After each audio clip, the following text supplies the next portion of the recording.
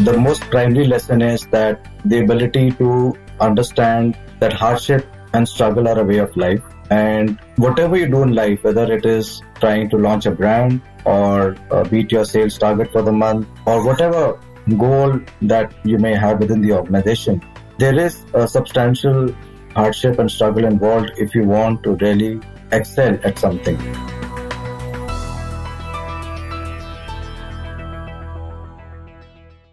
This is episode number 103 of The Inspiring Talk with adventure cyclist Dhruv Bogra.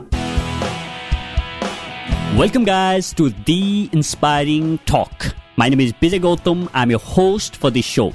Each week I interview today's most successful and inspiring personalities to help you realize your inner potential.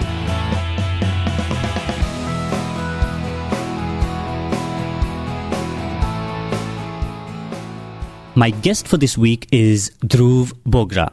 Dhruv is an adventure cyclist who had cycled extensively in the Indian Himalayas and Western Ghats on his mountain bike. In 2016, Dhruv left his corporate job to embark on a solo and unsupported 15,000 kilometer cycling from Alaska to Peru. After his challenging cycling adventure, he returned to India and wrote a best-selling book, Grit, Gravel and Gear. Dhruv recently published his second book on his Himalayan adventures on a bicycle called Away. Dhruv has spent the last 30 years working at leading multinationals. He has held many senior leadership roles in the retail industry in the companies such as Titan Industries, Bestseller Retail and Adidas. He is also a speaker who talks about the power of resilience. In this conversation, we discuss lesson learned about mental toughness from Dhruv's adventure, how to create your own definition of success, how to follow your heart and develop resilience. Before we jump in, if you are listening to this podcast for the first time, you may like to subscribe to the show so that you can catch up on a huge library of episodes we have here. And if you have been listening for a while, it would mean a lot for me if you can leave an honest review and rate the show so that we can reach out to more people. Now, enjoy the conversation. Welcome back inside this episode, guys. I'm super excited to have with me here Dhruv Bogra. Dhruv, thanks so much for joining me. Thank you, Vijay. Thanks for inviting me. I'm thrilled to be here. Dhruv, it was a great pleasure meeting you in February, I suppose, at a conference, and been following your work. And I must say, I was inspired a lot to take on adventures after looking at a lot of adventure that you have been on in your life. So what's the next adventure that you are looking at, Dhruv? The conference was an amazing experience for me, especially to, share what I've been through, some of the adventures that you talk about, the Arctic to the Andes, a solo bicycling journey over 14 months was an epic by all standards. Even when we talk about, world cyclists who tour a lot. So touring is not such a big, people in India, even amongst the cycling fraternity, really don't know much about touring. Of course, they're beginning to read up about it now.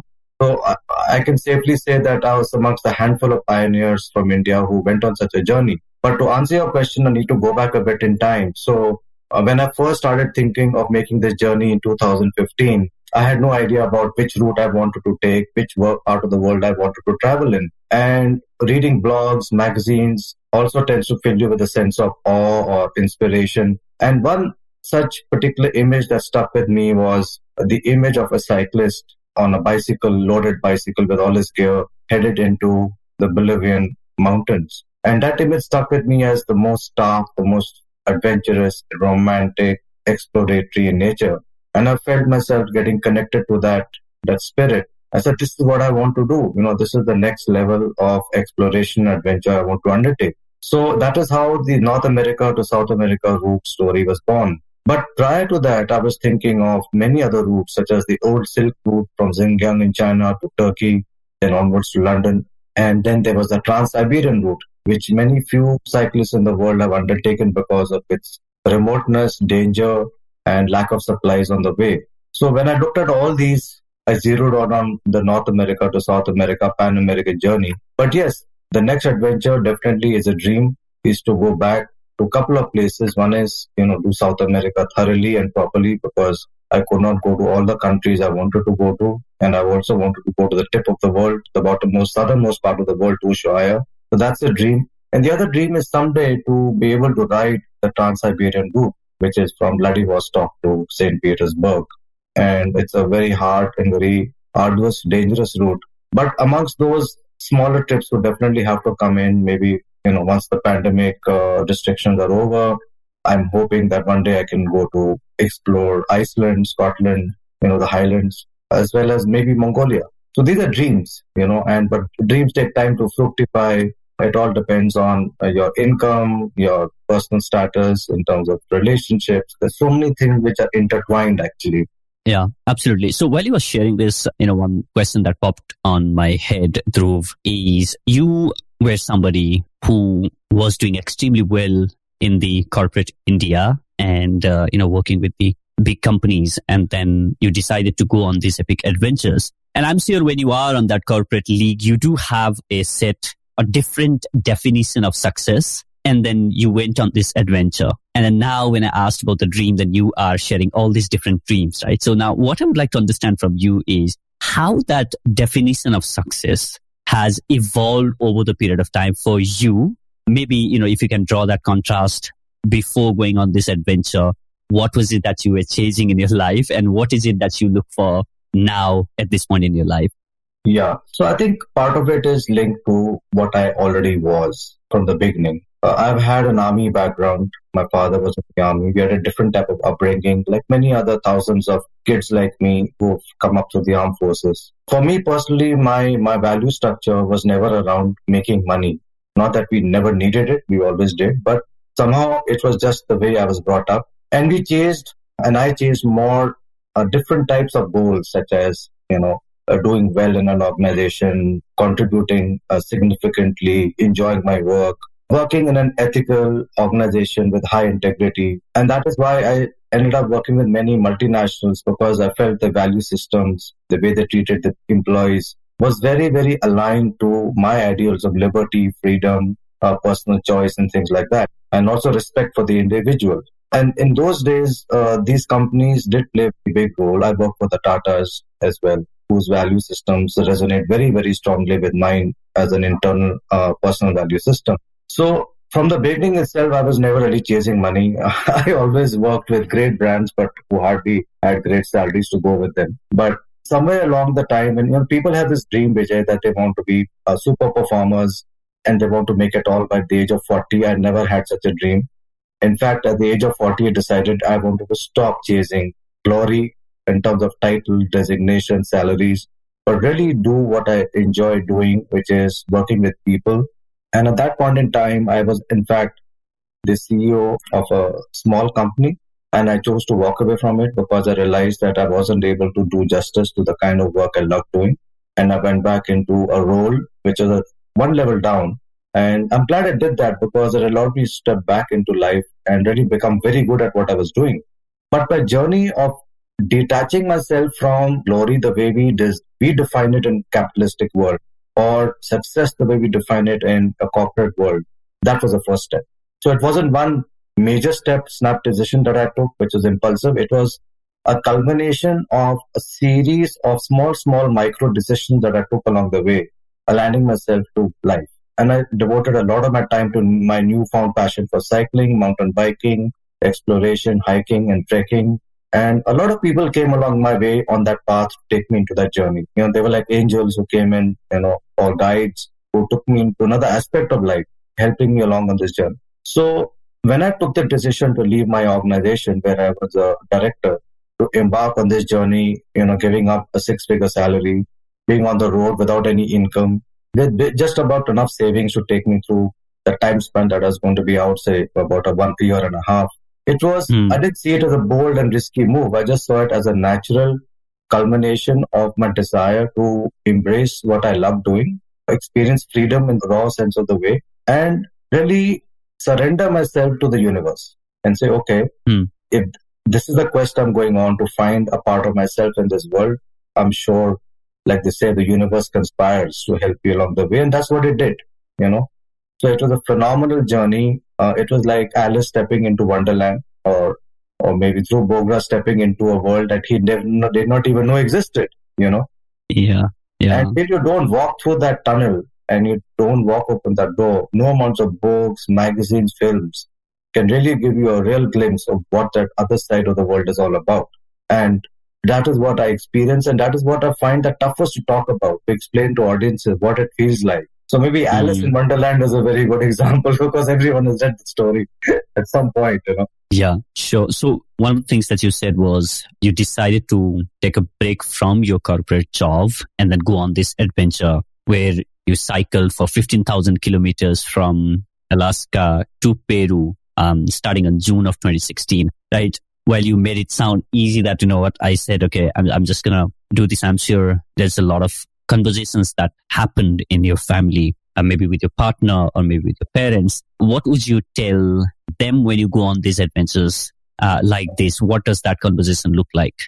Well, definitely, Vijay, no one met the idea with enthusiasm or with great glee. In fact, there were a lot of naysayers. There were a lot of negative comments, not just from family, but from friends also. They were aghast that I was walking away from my career, and there was a lot of, I would say, pessimism around my idea. And from a partner perspective, anyway, I did not have a partner at that time, which made it easier. But trust me, if I had a partner, I would have convinced her to come along with me. So I don't think. Yeah. So yes, the family resistance is very high, but then you've got to follow the calling in your heart. You have to have the courage to put a rock on your heart and say, but my soul wants this and I need to do it, you know. And great ideas, great journeys, great expeditions are born out of the journey into the unknown. I'm not a Christopher Columbus. I'm not Marco Polo. But, you know, you can say we are modern day, each one of us that treads out of our home on a bicycle into the mountains or into the desert or whatever. We are mini Marco Polos, you know. Yeah. So I'm sure, you know, you mentioned about naysayers, and from the corporate definition of success, you were fairly successful. And then here you are saying that I'm going to leave all of this and go on this. I'm just going to do what? Cycling from, you know, North to the South America. And for the people who have lived by that definition of success, right? Who see that as a template for success. And this is something that I have been thinking a lot lately on the conversations like this, where people see, and this has been one of the biggest learning for me while I have conversation with people like you, where there is no one template for success and you can create your own template for the success, right? So what kind of mechanism do you use when, you know, you hear people say that, you know what you are going to do is not something worth trying. And, you know, this is insane. This is not something that you should even think about. Here you have who try to draw this contrast of saying that here you are fairly successful and, you know, you are leaving all of this for nothing. While you know that is something, you know, that means a lot for you. And I'm sure a lot of people who are listening to this is constantly living on that dilemma where they want to do something what their heart wants, what their soul wants, as you said. And at the same time, they can't take that plunge because of their own voice and also the voices outside, right? Is there anything that you'd like to share for the people who are in that situation in their life? Absolutely, Vijay. And you said it right in the beginning when you said that the success template for each individual is unique. There are 7 billion unique templates available in this world. And there is no unique template that anyone can exercise to pursue their dreams, their passions. It is entirely dependent on that person's ecosystem, the way his mind works, the way his soul is functioning. Each soul is on a different journey. No soul's journey is the same as the other.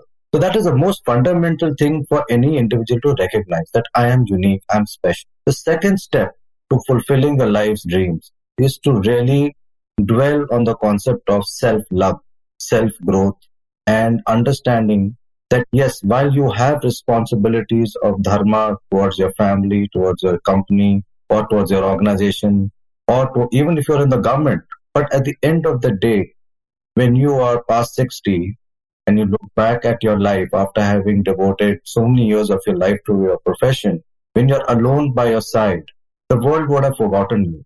And so will your soul, because you did not listen to it at a very crucial time in your life.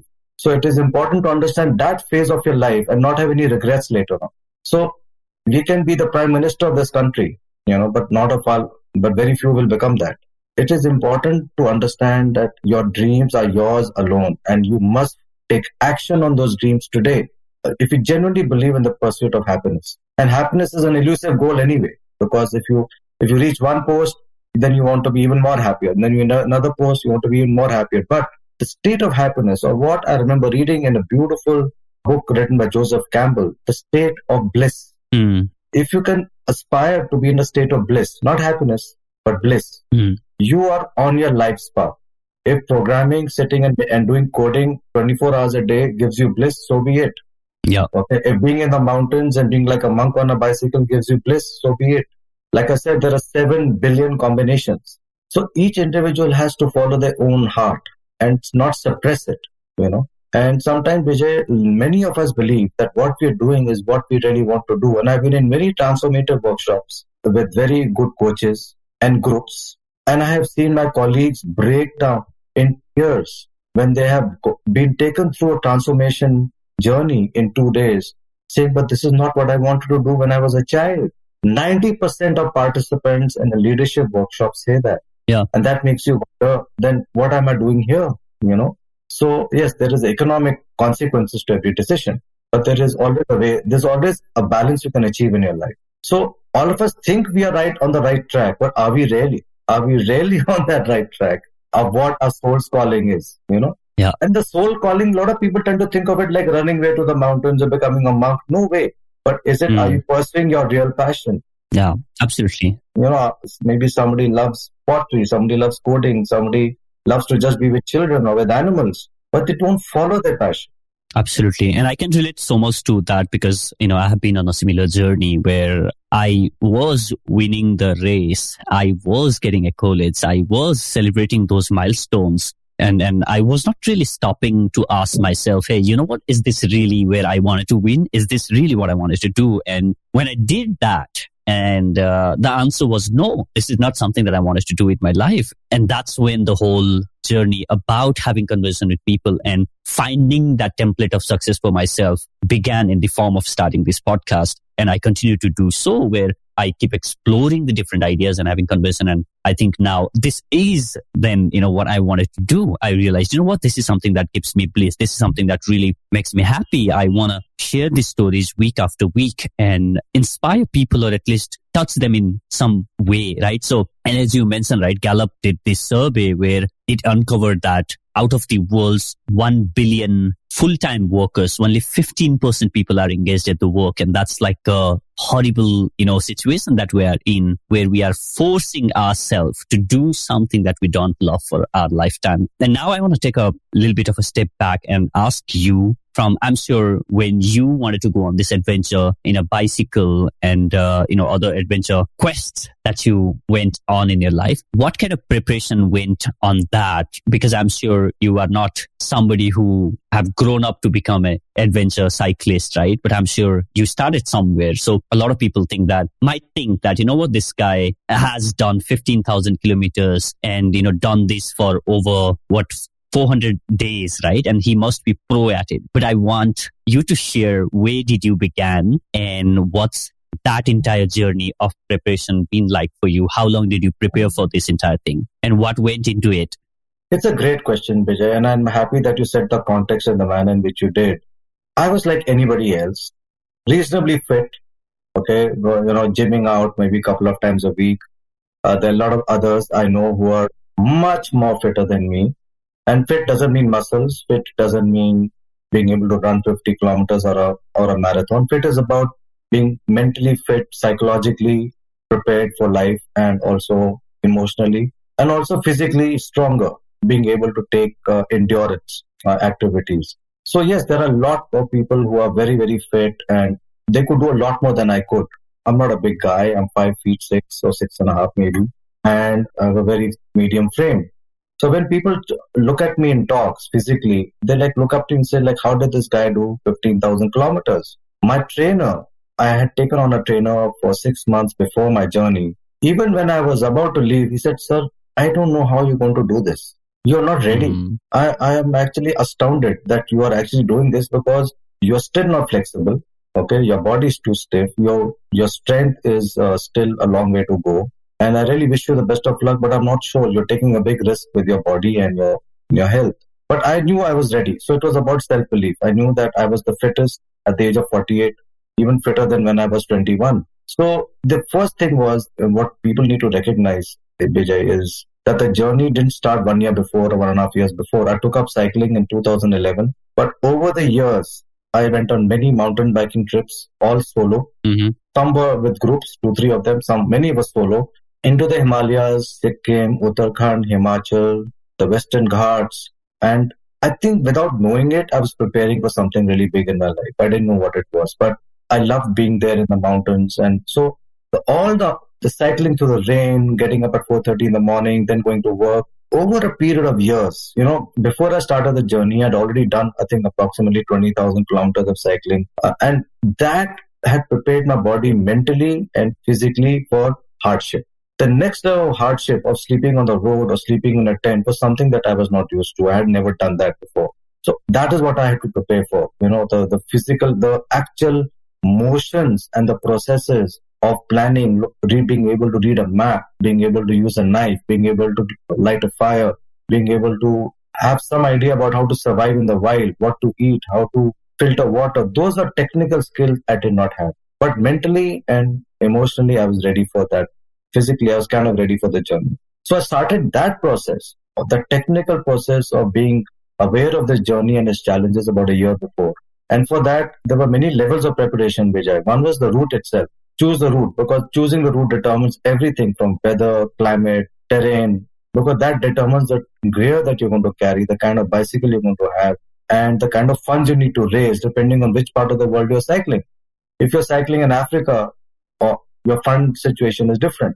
If you're cycling in Europe, you need to budget for 100 euros a day or maybe 80 euros a day, depending on which part of Europe you're going to cycle in. So everything had to start with the route. So once I'd chosen the route, then I knew, okay, I'm going to start on the Arctic. I'm going down to the Andes. I'm starting with almost sub-freezing temperatures, going into, a very cold North American winter, a fairly cold Mexican winter. And then I'm going into the desert.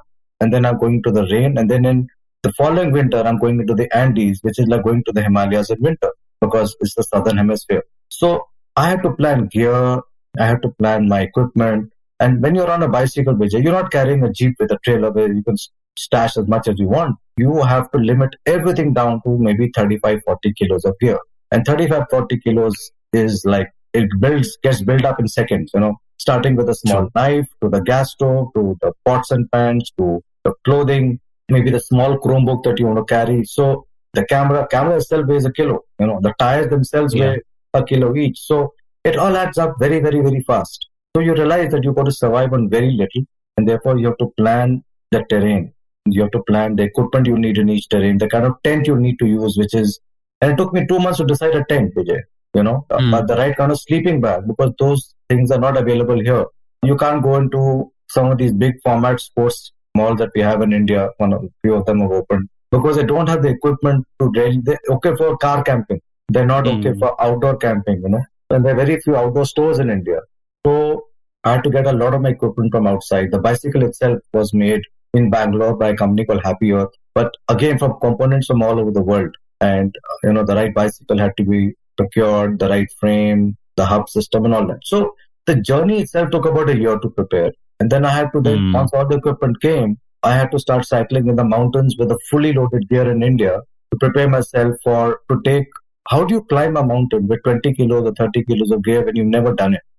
And another thing that most audiences in India don't appreciate is, that they don't understand is that it's not like an NRI who's lived in a particular continent all his life that has done the journey. It's like a guy from Delhi who has done some business travel for 4-5 days here and there, but never really gone to another continent and lived there. So for me to go into the harshest possible environment in the world, on the most dangerous road in the world, to the most uncharted territory, was a complete mind game. I had to prepare myself mentally for it. I had to get anxious, obviously, and I had to plan every mile, where I'm going to sleep, where I'm going to eat, where am I going to get my next supplies from, And I was starting off for the first tour of my life, which I'd never done before, on the world's most unforgiving terrain.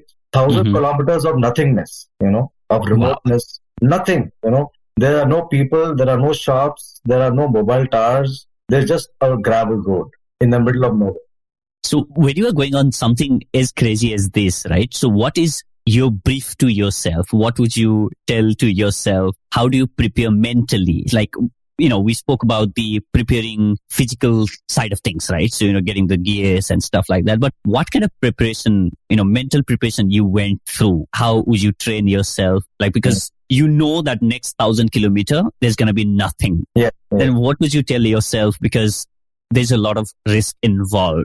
Maybe it's wildlife or maybe rover thieves, all sort of things can happen, right? Possibly go wrong than what you have planned. Then what kind of brief that you give to yourself in that kind of scenario? The brief comes from again, a different example I'll give you. The brain and its structure, I think, this is a question I've been often asked and I have thought about it. And the reason is that it did not happen in one stroke. There were thousands of small things that I did along the way for many years that prepared my brain to take greater and greater risks. So the thing is, when was the last time you did something for the first time? Is a very, very big motto inside me, number one. And that also didn't happen by chance, but it happened in a leadership workshop.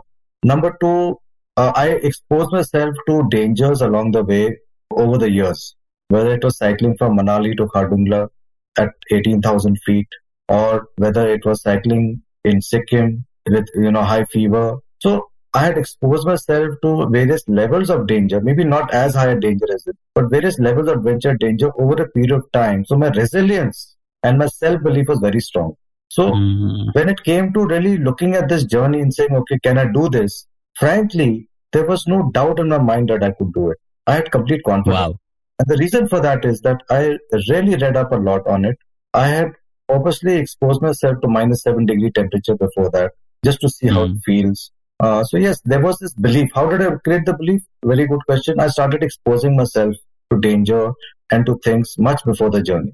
So one of the things that was a simulation of the Arctic in January in Uttarakhand, where I took a guide with me and he taught me how to light a fire in the snow, how to find the right firewood, how to set up a tent with freezing hands. Okay, your fingers are numb at -7 degrees. You can't even begin to sort of get your tent together. It's so cold. So I think all those experiences, Vijay, really help you to give you the confidence that I can do. It's about training yourself to be able to do something. And these are the aspects of life that are brought back to work. That how do you plan? How do you get into micro details? The details within the detail, Yeah, we'll get into that in a moment. But before that, I'll just like to highlight two things that I picked up from, last couple of minutes of our chat, where the one thing that I picked up for the people who are looking at going on any sort of adventure or doing something new, not necessarily you have to go on a biking or maybe running marathons or maybe go and do any sort of adventure. Let's just say you just want to switch your career or do something in your life, do something different than what you are doing right now. The first thing that you have shared is try it out on a regular basis. You said like you went on those mini, cycling adventures, right? So which kind of prepared you and which is something that you have been doing consistently since 2011 often, so that you are not only going on those adventures, but also telling yourself that, this is something that I do enjoy. This is something that's, giving me this bliss and maybe I can go on yet another one. That's a really good one. And the second one I picked up was taking a smaller risk over the period of time. And I can so relate to that because that has something really helped me personally as well, right? So as I'm speaking with you, I recently went on a bungee jump and... Oh yes, I saw that. Yes. Yeah, jumping off the cliff of 228 meters. And I don't think anybody who have never done any adventure before would just go and, jump on a bungee on day one, right?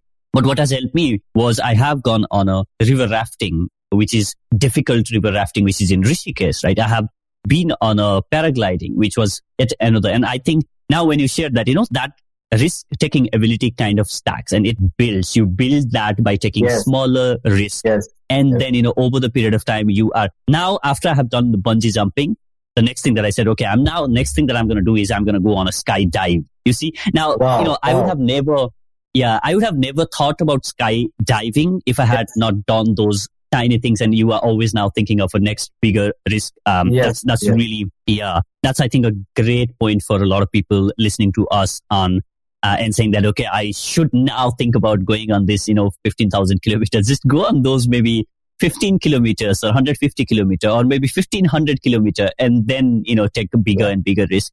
So that you are preparing your mind. I think that's a great tip out there for people who are looking at preparing themselves mentally, whether you want to go on an adventure or whether you want to do something different than what you're doing right now.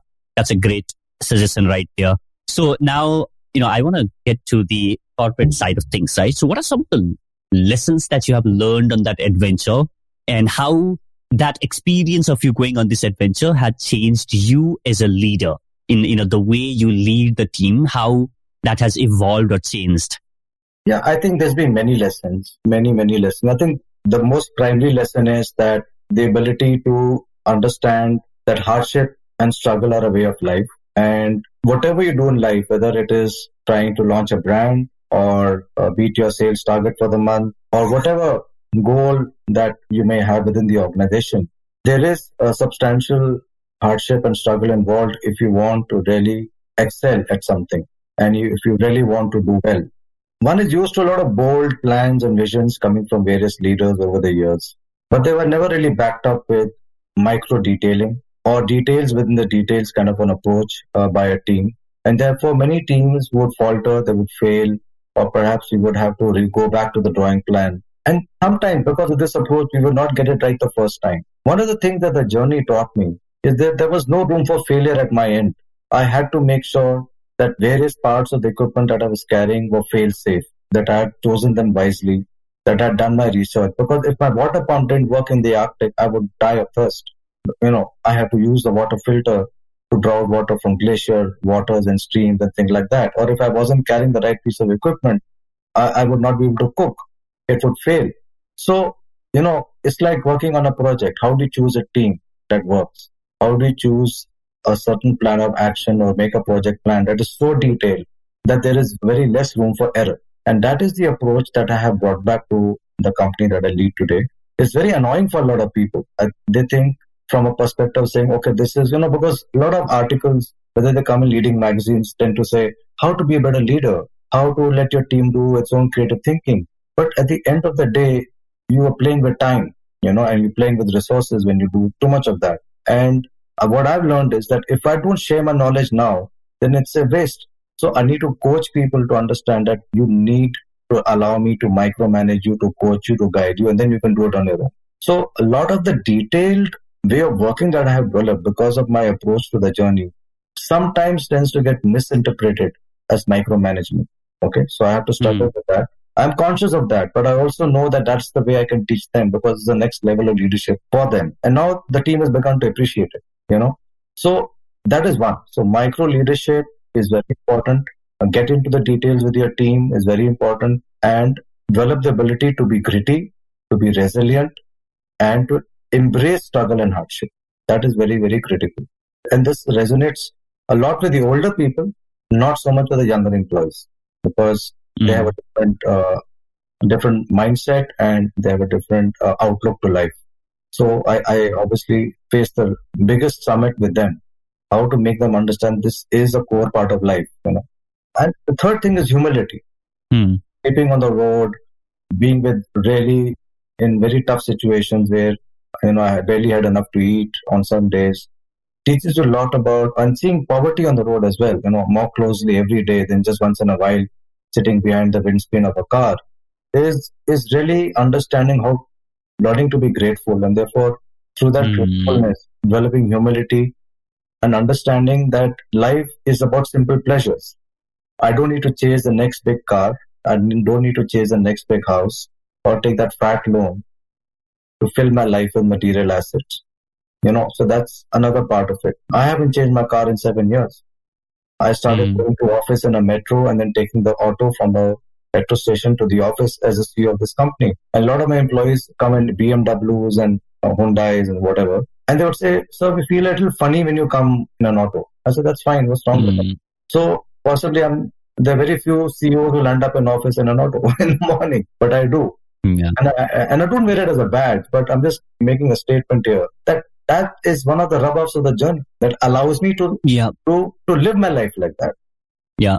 And I think, nobody has to follow anyone's way of thinking or anyone's way of doing. But again, there's a certain, the template that everybody follows. A couple of months back, not a couple of months, early this year, I landed at a 5-star hotel for a meeting on my bicycle. And the parking guys were surprised to see somebody, coming at a 5-star hotel on a bicycle, and they were confused to what to do. Where do I park this? And I think we have kind of really said that, this is something that's not normal. And and again, I often try to challenge that for myself, saying that who defines normal, right? And the guy took the bicycle to the valet parking.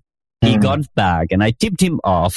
And I rode off my bicycle. And, but again, the expressions that you saw on people, right from the guard, like he almost ran to me, stopping, who is this trespasser coming here? And he asked, where are you headed? I'm saying, I'm here for meeting. And, he wouldn't believe me because I'm on a bicycle. I was supposed to be in a car, right? So I think, humility, I'm sure is another thing that, being out there in the world and seeing how much we have complexed our lives, right? And did that rank to you, saying that how much we have complexed our life? Well, here are the people who are way more happier than us. Yes. Who don't have as much as we do. Tremendously. Especially in the First Nations territories in Canada or Mexico, or, for example, Central America, the Guatemalan people, they have economies that are still developing. In fact, even far beyond India in many ways. But they're so happy. They really look relaxed. They're always cheerful. Their lives are far less complex. And unfortunately, in India, we have the opportunity to be like that. But our socio-economic, religious conflicts are bubbling all the time. And that we have created a very chaotic and very complex society for ourselves. Whereas the rest of the world is really, in many parts of the world, that doesn't exist. There is peace, there is tranquility, and the complexity of life that we have created for ourselves is something we need to just slightly step back and reflect on it. Yeah. And say, like, is this the life we really want to lead as individuals and as a society? Because trust me, every society has conflict. Every society. Yeah. We have a very rich culture. Yeah. Of exploration. We have a very rich culture. If you read about the Chola kings who sent expeditions out in the south of India to Indonesia and as far as back, some people say South America. We have a spirit of expedition. We have a spirit of living in universal harmony. I think it's very important that it resonates with all of us. It starts with us. Because when we start beating to that harmonious beat, it will spread to everybody else. Yeah, absolutely. While we are sharing this, obviously, neither me and nor Dhruv, we are not definitely saying that there is wrong in owning the latest car or, getting the new house and all of that stuff. If that resonates with your value system, that's completely fine. But I guess at least for me, what I'm trying to say is don't attach your happiness with those external things. Maybe find at least as Dhruv mentioned in the beginning, right? So it's just that there's nothing wrong in using these tools and stuff like that, but just make sure that absolutely. Yeah. It's my story, so it's not being judgmental about anyone and with due respect to the audience. Yeah. But all I'm saying is, as you rightly said, that just ponder over it and think about it. That attach, I think, greater meaning to things that have more value for your journey is what I would recommend. Yeah, absolutely. Awesome. So, Dhruv, could you share some of the biggest challenges that you have faced in this journey and what are some of the lessons that you have learned out of those challenges? Definitely challenges of, how to deal with loneliness, for example, when you're alone on the journey. Oh, yeah. I think that would be the biggest one. Yeah. Yeah. 14 months you're on your own. You're generally cut off on many days from your loved ones. So you need to sort of be able to deal with that on your own. And that was one challenge. The second, obviously, was health, because it would suffer once in a while. So I came down with bronchitis, typhoid. I had a severe reaction to eating some fried grasshoppers in Mexico. So there were health challenges as well. And of course, there were challenges with financial resources as I went along. I never had an endless money bank sitting, so I had to be very, very careful with what I spent on, and I could not indulge in luxuries on the way. So those are some of the challenges, but those challenges helped me to sort of look at life differently when I came back. It allowed me to absorb myself, be more resilient. When I came back, which I didn't have a job for 6-7 months, took time for people to accept. Even though I had 25 years of experience, 7 years of experience in the retail industry, there was some skepticism also when I came back that is this the right guy to get back because he may just disappear again after 2 years. So I used that time to write a book.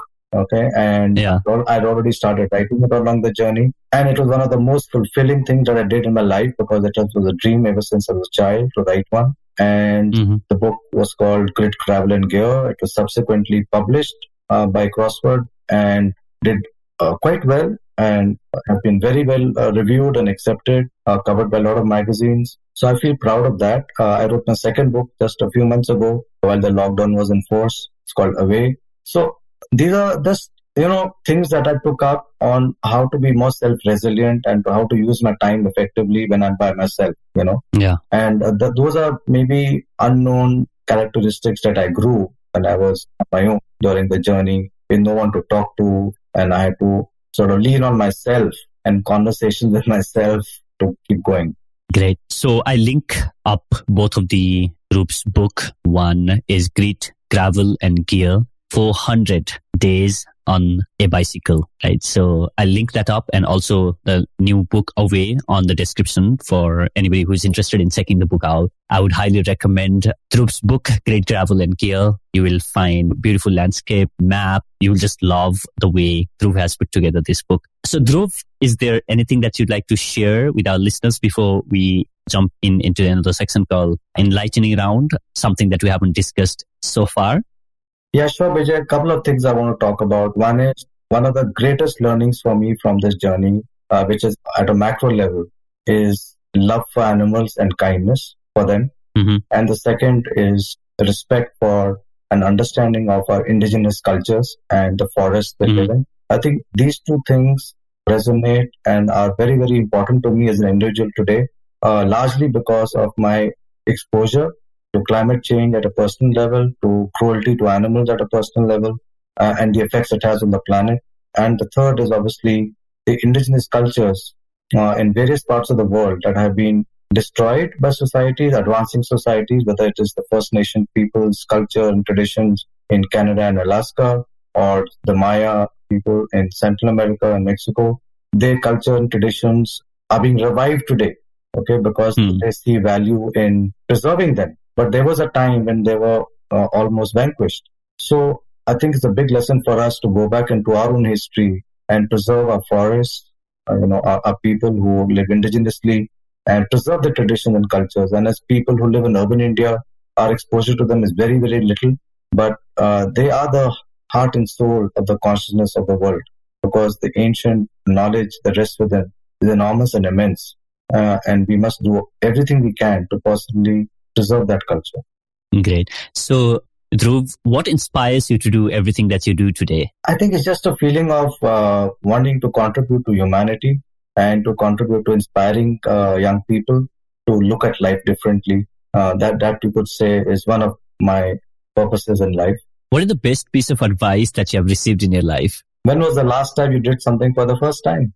Wow, I love that. So, Dhruv, what was the one wrong belief you have held for the longest time in your life about yourself? The tough one, but yes, there are many of them. One of the, I think, crucial ones is that I can't do this. Okay, so it's beyond me. I can't reach it. That used to be a belief, and fragments of it still exist, and I'm working on it. That I can't do this, or this is beyond me. Right. So that belief system is so ingrained in me that I think it was a big stumbling block all my life. And I have removed a lot of it and I've chipped away a lot of it, but it's still fragments of it are there. They keep coming on and off, and I keep on challenging myself to overcome that. What do you want to be remembered for? For being an explorer. Yeah, sure. And sharing those experiences with people with my writings. Sure. So could you share a book or two that has influenced you personally, or maybe something that you have read recently that you'd like to recommend to our listeners? Yeah, I mean, from a travel perspective, there are many books and adventure. There is a lovely book by Colin Thurbrand called To a Mountain in Tibet, which is lovely. There is also The Hero's Journey by Joseph Campbell, which has inspired me greatly.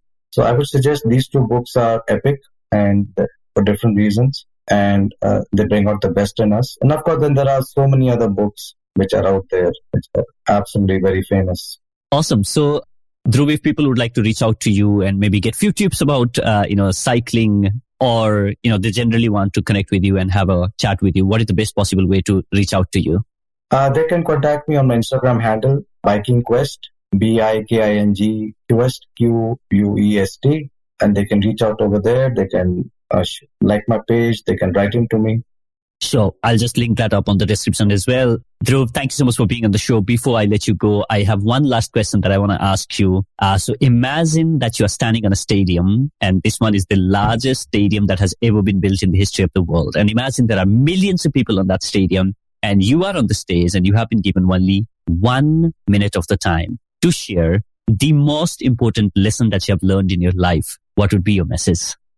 My message would be that it's very important for us, people in the world, to develop a very strong love for our planet, to really be kind to our animals and live a more fulfilling life by expressing love and humanity to all, to protect our forests, our oceans, and to love each other, and to believe that we need to shed our inhibitions around man-imposed restrictions like religion, caste, economic development, but actually embrace each other as human beings and really spread love in ways in which we can really feel proud to feel connected in this world. All people in the world are the same. They have the same beliefs. They have the same fears, the same anxieties, the same challenges. And it's only geographical, political lines that separate us. But all people in the world are the same. They have the same tears, they have the same happiness, and they have the same things that make them joyful or give them pain. They fall in love, they fall out of love, they have heartache, they have dreams and passions. So we're all the same, but we live different stories. It's just a matter of saying that we are all different stories, but part of one book and not separate books. It was great pleasure having you here. Dhruv, thank you so much for sharing your story and sharing your insights with the audience. I'm sure people enjoyed this conversation. Thanks again for being on the show. Thank you, Vijay. Thank you. Thanks a lot.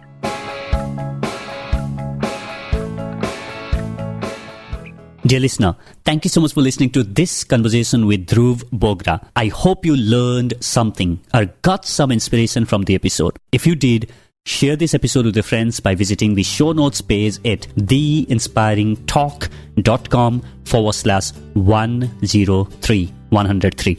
If you are listening to this show on Apple Podcast, I would really appreciate if you could leave a review for the show. This helps us reach more people so that they can benefit from the wisdom of our amazing guests. Thank you so much for listening. I'll catch you in the next. Now, go out there and do something inspiring.